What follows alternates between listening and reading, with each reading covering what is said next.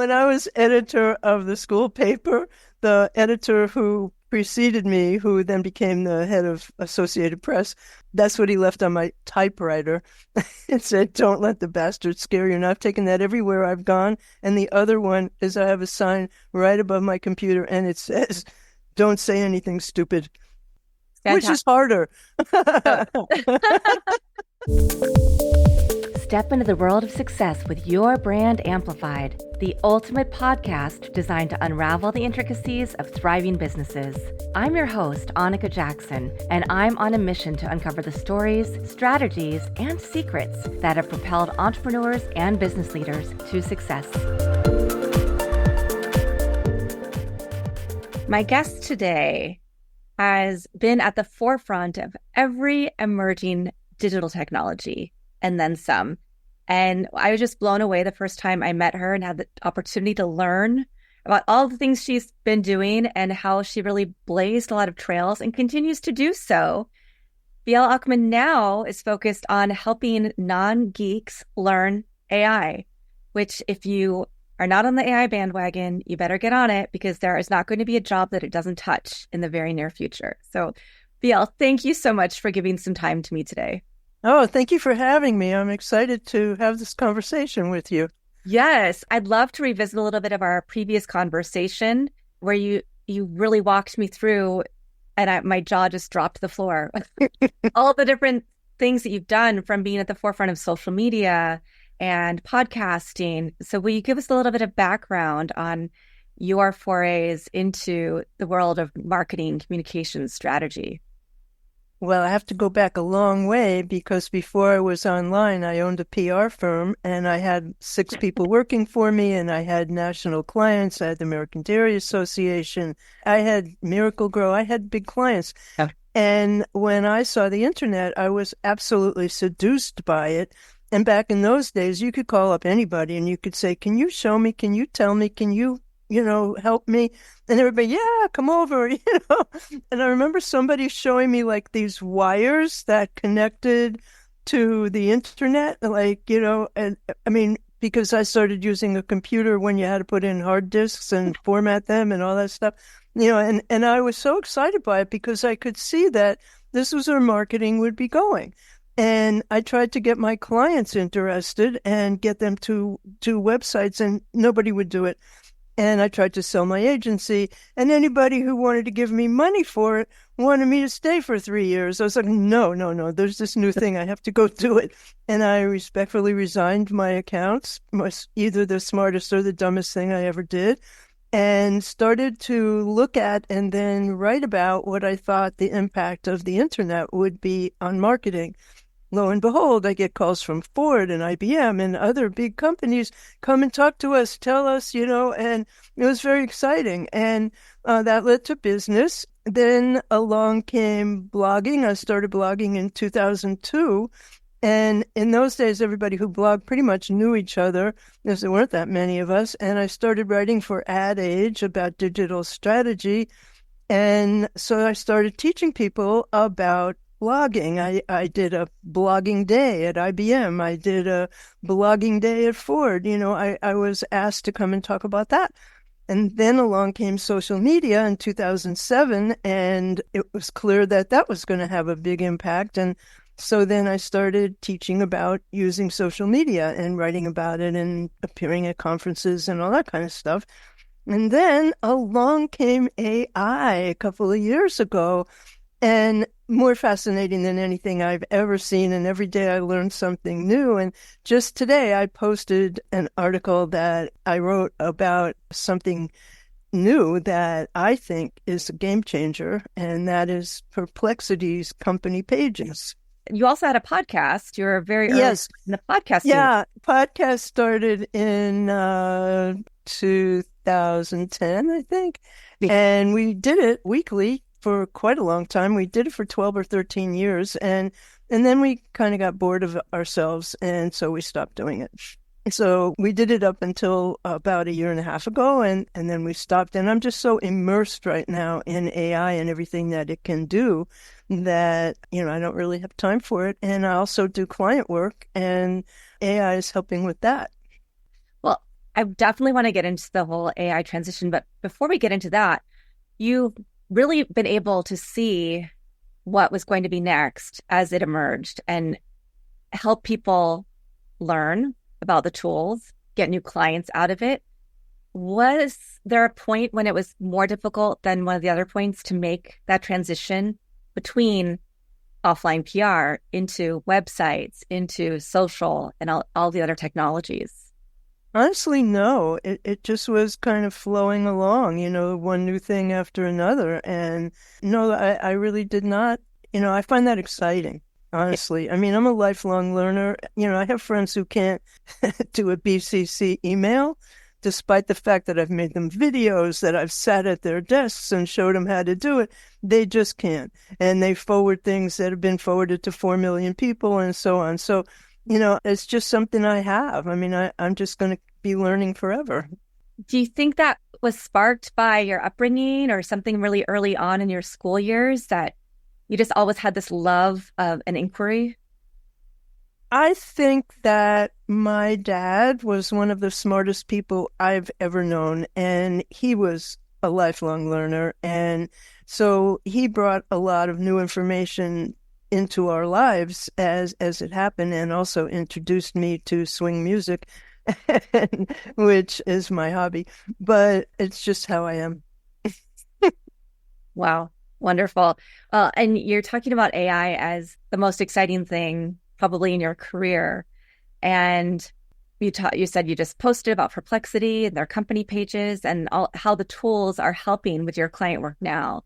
So I'd love to talk about Perplexity and how that's changing things. And then what tools are you using and where do you find the best use cases in using technology?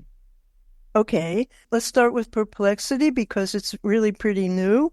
A couple of weeks ago, I guess, Perplexity introduced Pages. And Pages, I think, are an under-the-radar SEO tactic right now until at least Google figures that out and gets rid of them. But when you go to, I just wrote a blog post and published it this morning with step-by-step how you do it. But what you basically are doing is you are giving it a topic, and then because Perplexity searches the web, it then goes out and writes about that topic and lists the sources that it found. And when it does that, you can't edit it directly. What you can do is go to the sources and take out the ones that you don't want it to use. But what I discovered in the course of playing with it is that when I did the one for my website, I found that once I put What's Next Tech in the title of every section and also put without the URL, what's next tech.ai, it then went to my site and started to pick up content. And it had some other sources. So when you click on the sources, like underneath, I have pictures of this in the blog post, but underneath, you click on the number and it shows you where that came from. And then on the side, it shows you all the places where it got information, and you uncheck the ones you don't want. Then it rewrites that section. And so that is what I learned. And you can add pictures to it. So it will either go out and search the web for the pictures, or it will let you upload them. And so when I got done with it, I don't know why, but it included my email address and my contact page information. There's no way for you to put that in, but when it went to my site, that's what it found. So I did one for a client, and that one is all, I had to take out all the sources because it's a skincare company and it's got all natural ingredients, and so do a lot of products.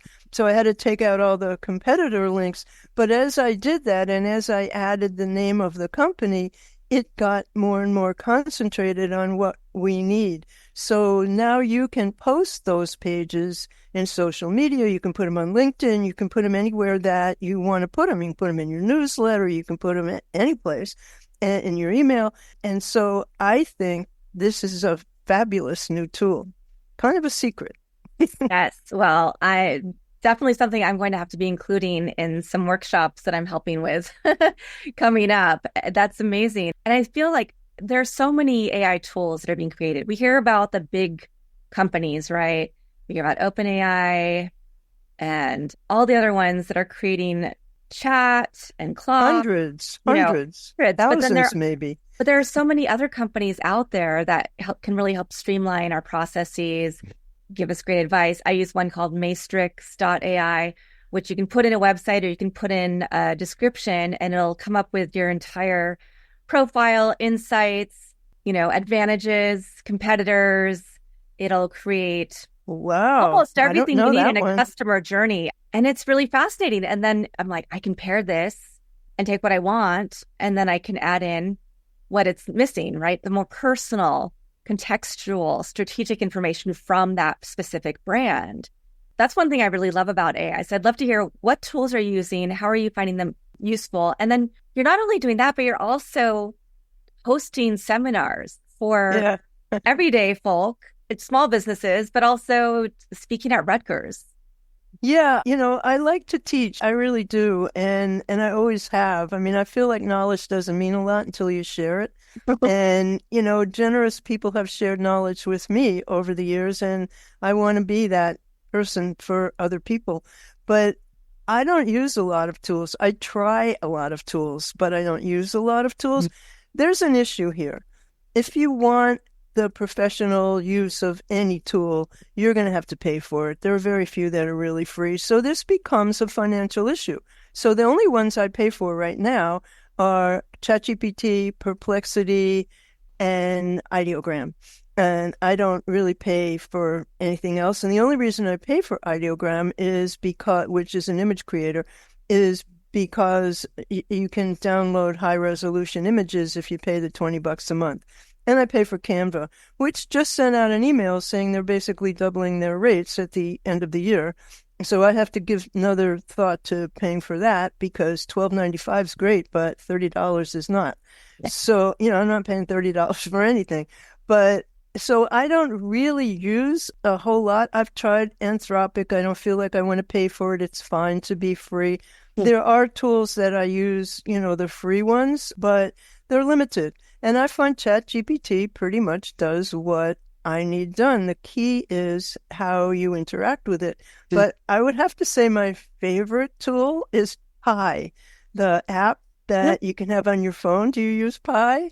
I do not, but I do remember you bringing this up to me, and I wrote it down as one to look at, and then I went on a trip. Oh, well, I asked it this morning because I had this vague remembrance of reading about this. I said, did Lucille Ball have a podcast? And he said, it's a he for me. He said, well, yes, she did. And she had a 10-minute podcast in the 1960s, and she schlepped her tape recorder around to all her famous friends, and she was on daily. And it was called Let's Talk with Lucy. And he told me all that, I mean, I didn't have to go anywhere to find that out. And then I checked, and he gives you his sources, and I checked, and sure enough, that's true.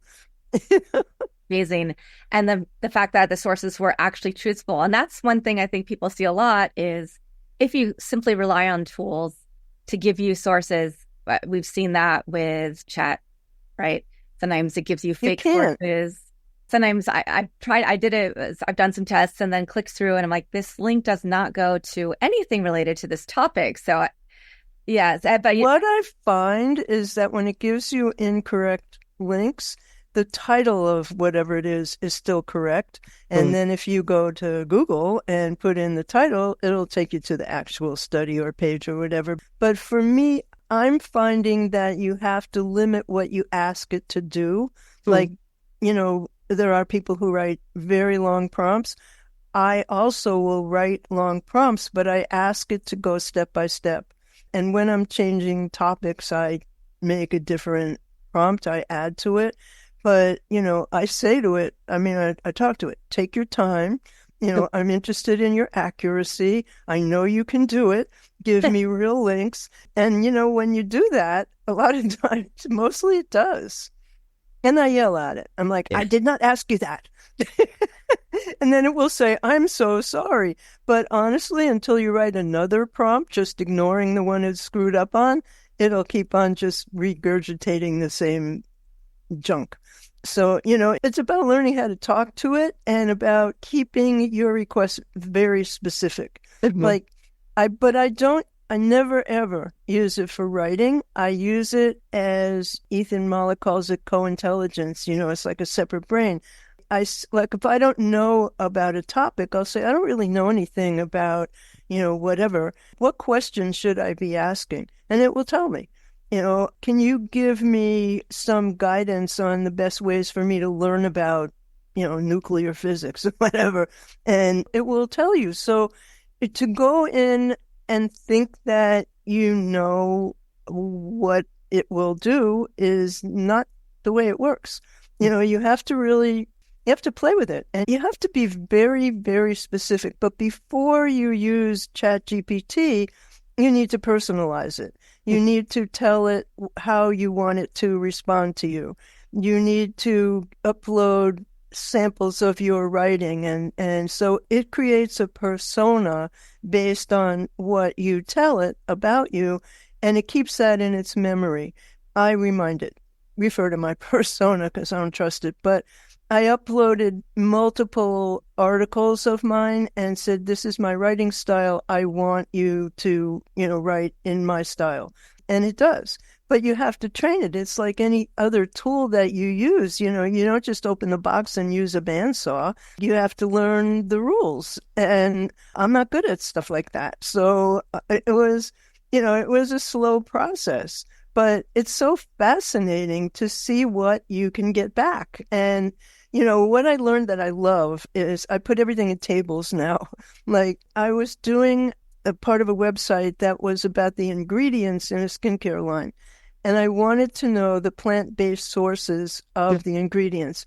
And before I had the bright idea of asking ChatGPT to help me, I was looking them up one by one, and it was taking me days because there's so many ingredients. And the issue was everything sounds like a chemical, but they're actually from a plant, And so then I went into ChatGPT and I said, please give me the plant basis of all of these ingredients.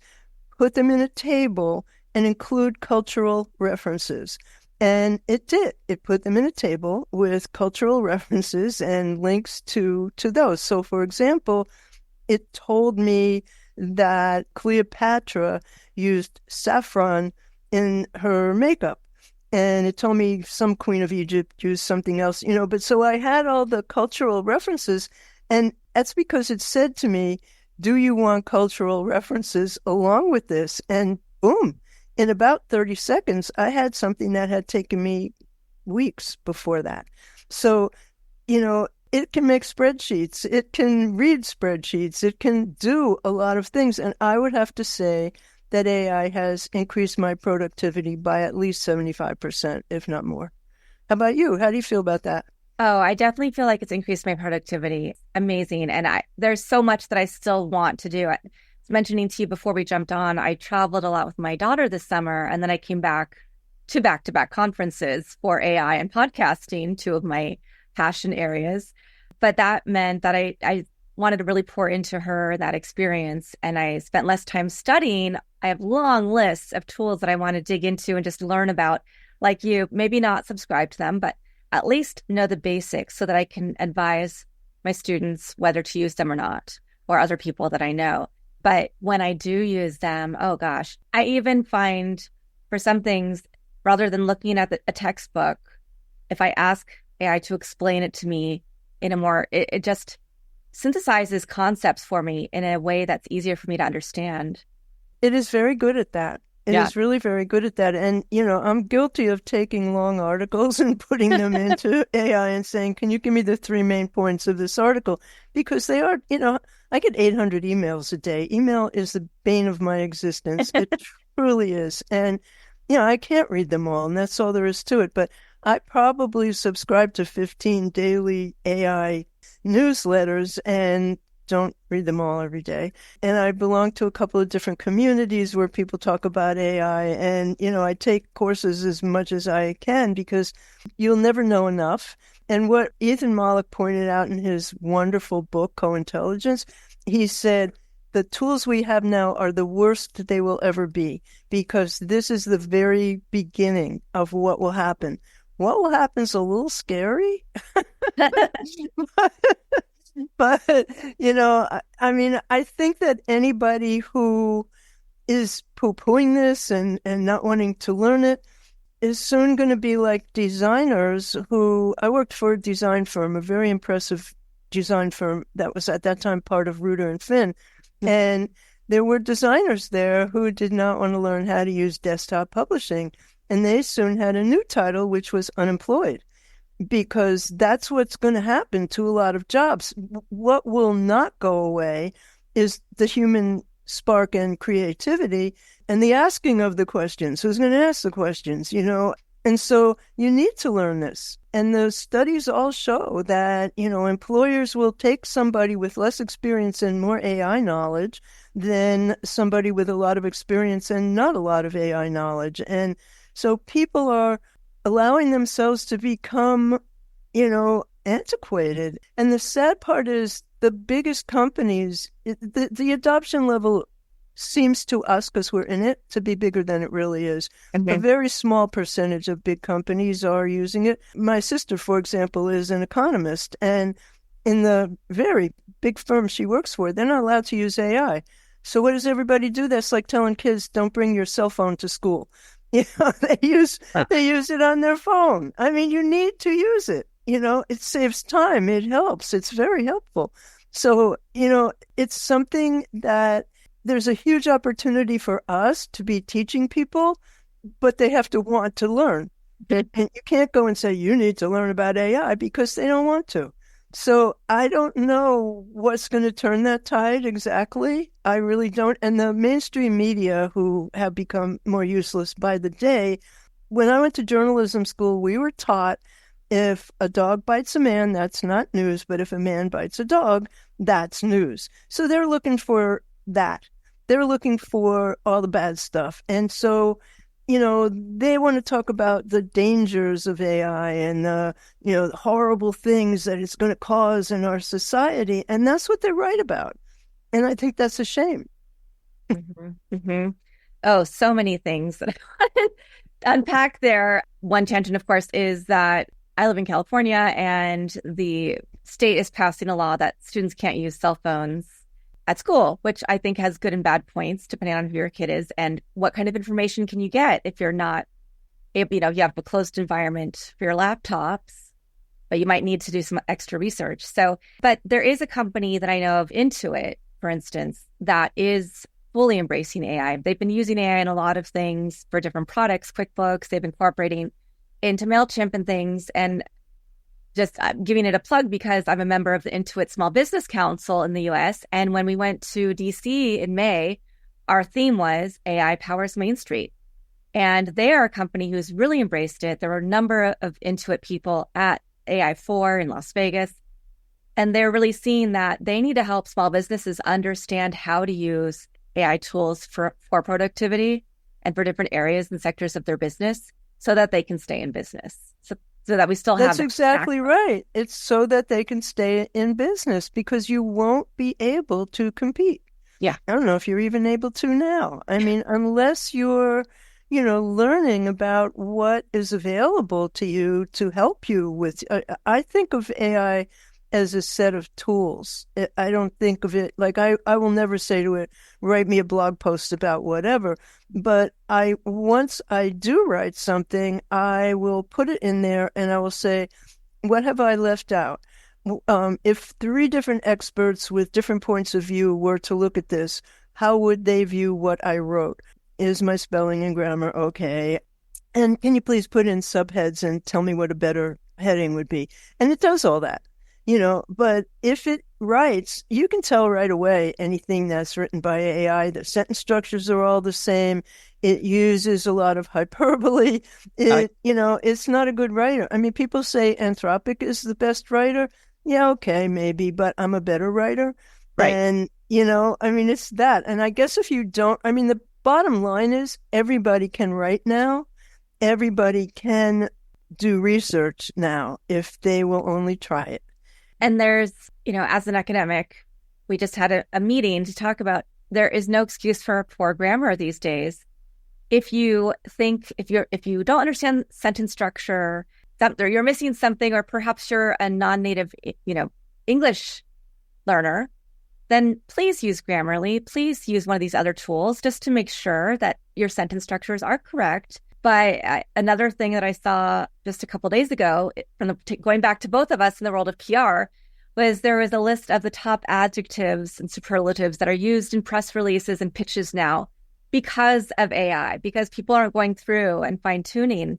And that really is the difference. At least at this moment in time, we need to be the strategic, creative thinkers, the people who actually put in the meat. We just can use the framework of the ideas or the questions to ask, but not Absolutely. have it write everything. No, and you can, I mean, I'm very annoyed that LinkedIn has all these AI posts and, bots who want to connect with you and Oh, sell yeah. you whatever they want to sell. And, that's not necessary. I Right. mean, that's not what AI is for. And I stopped doing the articles on AI that were training their AI. No, thank you. You can pay me for that. Yeah. Yeah. I don't need to be one of your top AI voices because I already am. Yeah. And, I mean, and I think that that's really what they're doing. They're training their AI, and that's nice, but I don't think LinkedIn is the place for using it in that way. And, using it when I mean, I have to say that when it writes emails, it's much nicer than I'd be, but, but I don't need it to write emails. But a lot of people do. Yeah. And, there's what's it called? Superhuman that will do your email. I probably should use that, but I'm afraid I'm going to miss something good. Yeah. Yeah. Is it's not necessarily going to capture everything that goes into your spam filter and all the other things. That might be that one important email that you really want to answer. It's true. It's really true. But, I'm a reader and I probably spend a few hours every day just reading. I'm sure you do the same. And, that is still how to keep up. And I follow people like Matt Wolf, who, is always putting every few hours putting out a YouTube video. But he's great because he looks at everything that's new. He shows you how to do it. It's, his YouTube channel is one that I subscribe to, but there's too much of all of it. And you have to really hone down like what you follow. But new stuff pops up continuously. So, this to me is exciting. I get my kicks this way. How did you decide to start holding workshops for people to help them understand how to use AI effectively? And then what was the ramp up to then speaking at universities and helping create curriculums and some workshops for universities as well? Well, I was showing, friends and clients and family how I was starting to, understand AI, and I got asked to do a workshop. And then I got asked to do another one and another one. So I decided that the opportunity was vast to teach people about it and created the What's Next Tech website, and don't have enough time to do everything I would like to do with it because I have to eat, so I have to have clients. But my goal is to, at some point, only be doing that. I think that might be a while, but I was recommended to Rutgers, so I got invited to do that, and it's just sort of happened. I don't know. I mean, I should be doing more to make it happen than I am, but my business has always come from referrals, and that's just how it's always been. Yeah. And I was going to also ask, what is your typical client these days? Because you have so many levels of expertise. Are you working on PR, websites, social?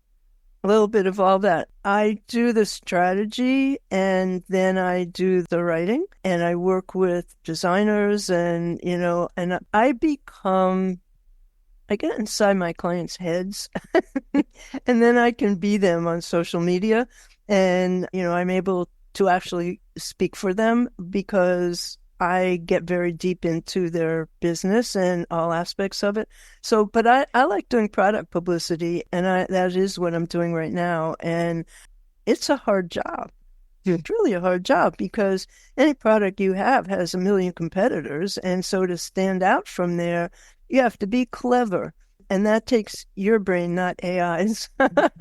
Although AI helps, no two ways about it, AI helps. And the website that I just did, all of the images are AI generated, except for a few photographs. And I just had the best time making those.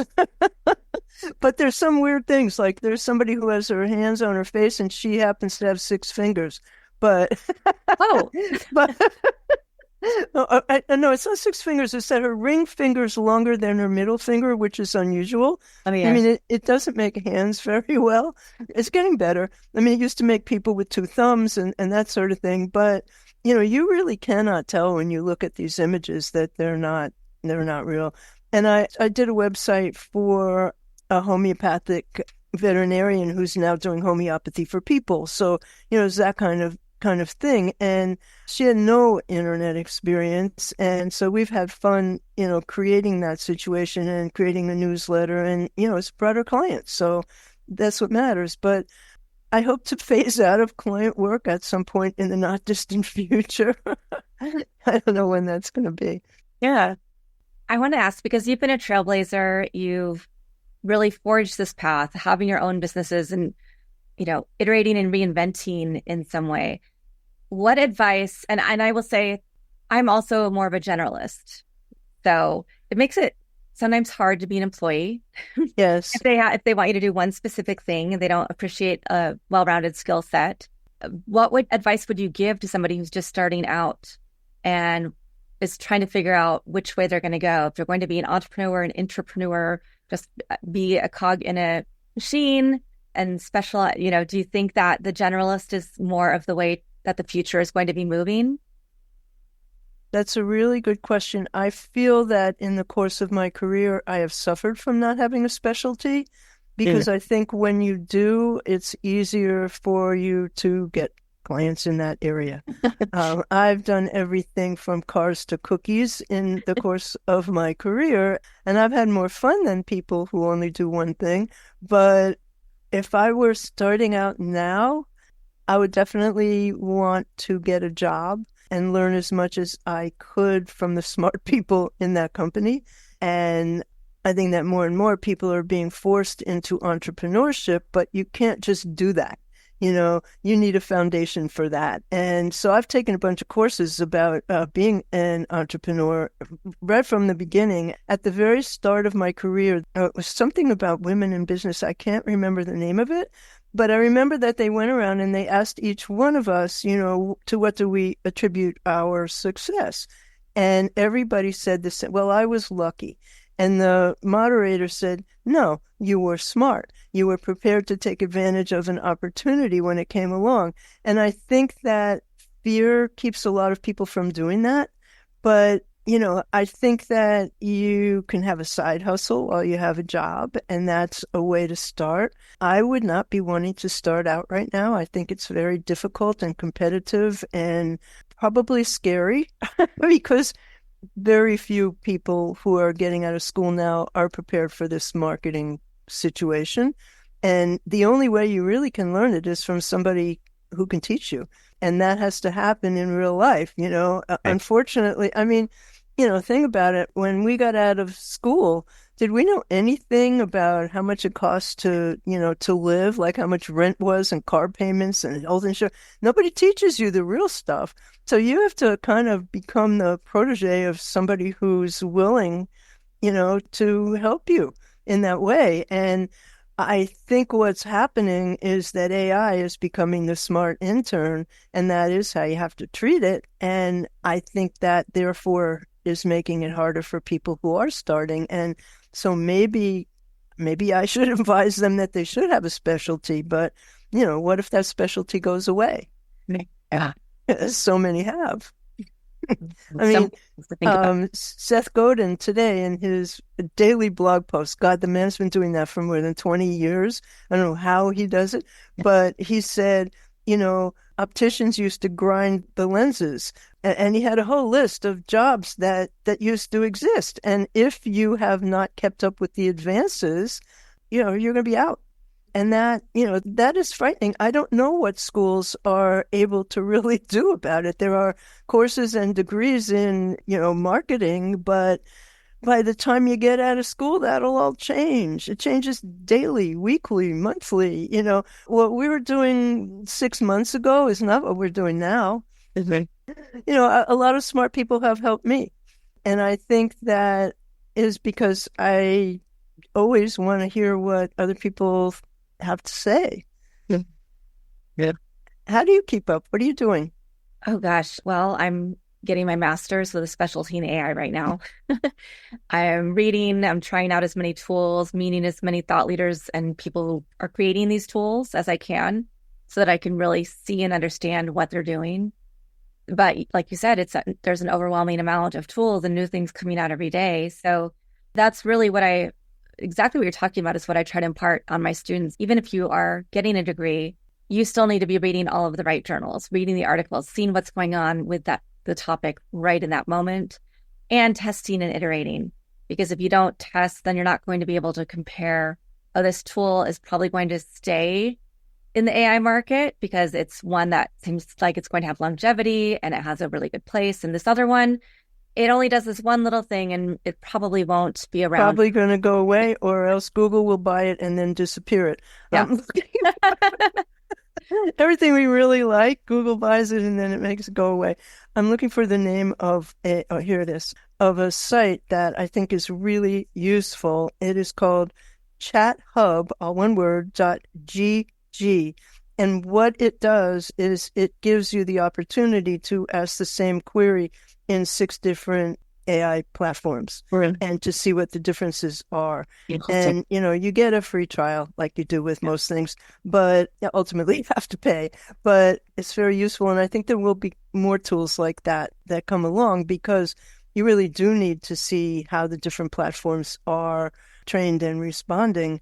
And, to be able to do it in one place instead of going to 6 places and doing it there is much easier. So I think that's an evolution of the field right now, is that there is going to be a culling of all this stuff. I mean, how many tens of thousands of startups are there? And this just reminds me, we were talking about this yesterday with friends. This reminds me of the early days of the internet. And the reason I walked away from my PR firm was because my clients did not want to hear about what I thought was coming. And unless you're on top of that, you're going to be out of it. You're going to be out of the running. So as a student now, that's a tough spot to be in. Yeah. As long as you're a lifelong learner, like yourself, then you'll be okay. I'm not sure that many people are. I think a lot of people were at their peak in high school. Oh. But, if I had a kid right now, what would I advise a kid to study? I'd tell him to be a plumber. True. That's not going to be going away. No. And, become an electrician, become a plumber. I mean, AI will help you in your job, but it won't replace you. AI is not going to go stand in a puddle of water in the basement to fix the electricity.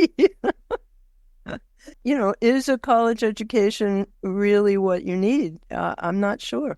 I think it's a socialization process, and to me that's really important because it takes you out of society and lets you, learn how to be away from home. It lets you learn how to do your own laundry. It lets you learn a lot of things that you wouldn't have if you didn't have that experience. But, is it necessary for your future? I'm not convinced. Well, I'm finding that because I teach the master's in digital media management, a lot of my students are at all levels. So some of them, I'm like, you have other masters, you have maybe even a doctorate, you've been a CEO you've raised hundreds of millions of dollars.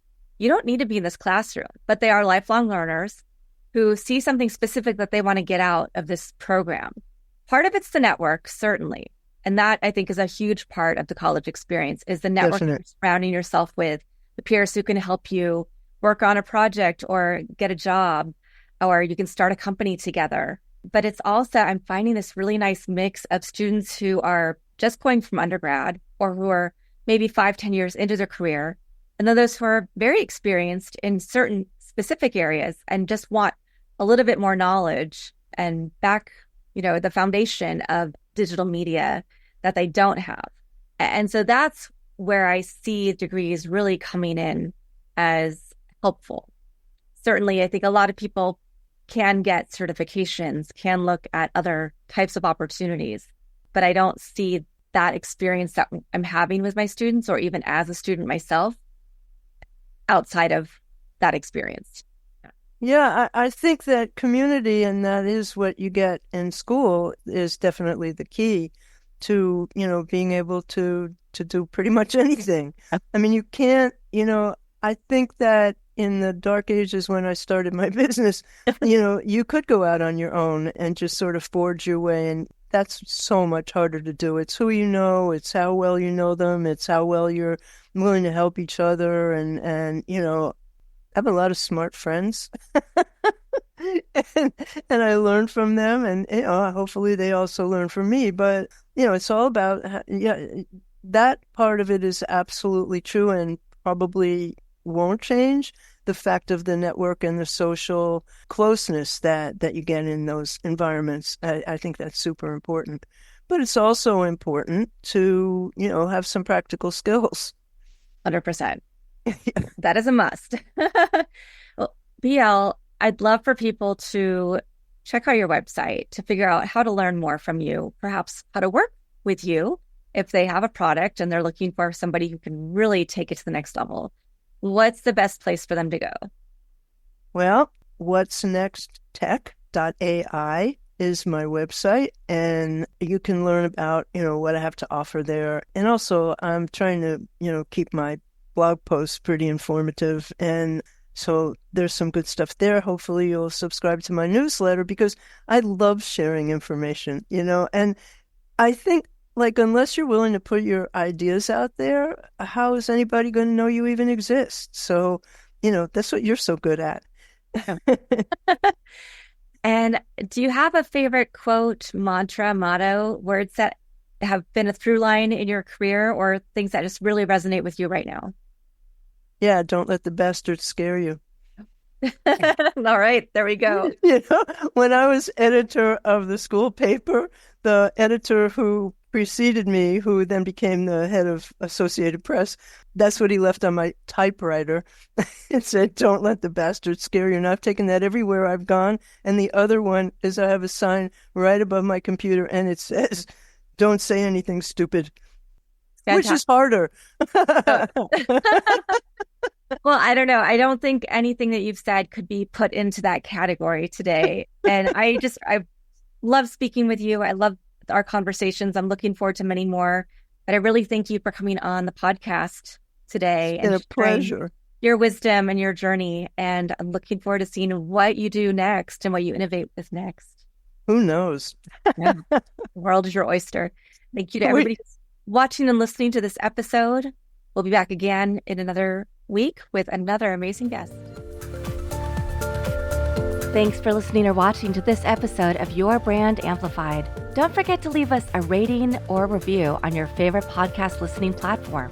And if you want to learn more, check us out at yourbrandamplified.com.